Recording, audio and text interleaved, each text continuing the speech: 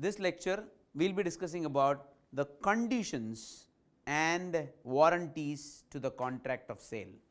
In one of my lecture, I would have told you that the sale may be absolute, may be conditional.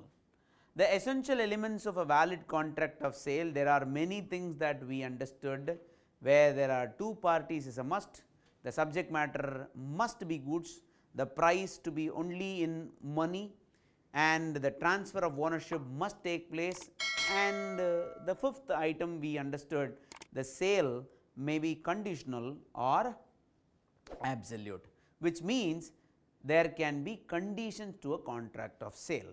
In this lecture, we will be discussing what do you mean by a condition to a contract and what do you mean by a warranty given in a contract of sale in detail, and also we will try to understand the types of conditions in this lecture.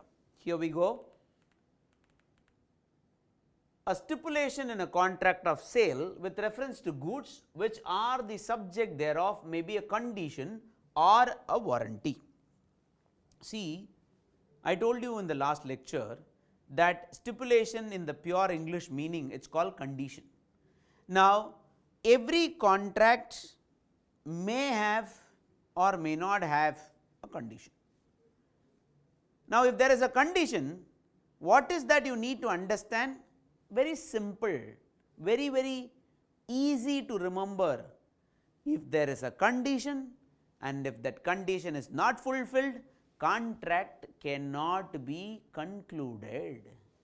Now, if I put a condition and you do not follow that condition, now the contract of sale is not said to be complete by any means. The contract is still said to be open, and if I am not fulfilling the condition put by you, then you have every right to cancel the contract and claim damages for it, because you want me to perform the condition and then only you will be happy to purchase the product.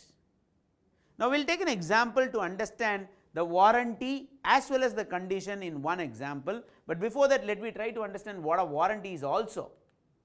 Warranty is a stipulation collateral to the main purpose of the contract, the breach of which gives rise to a claim for damages, but not to a right to reject the goods and treat the contract as repudiated.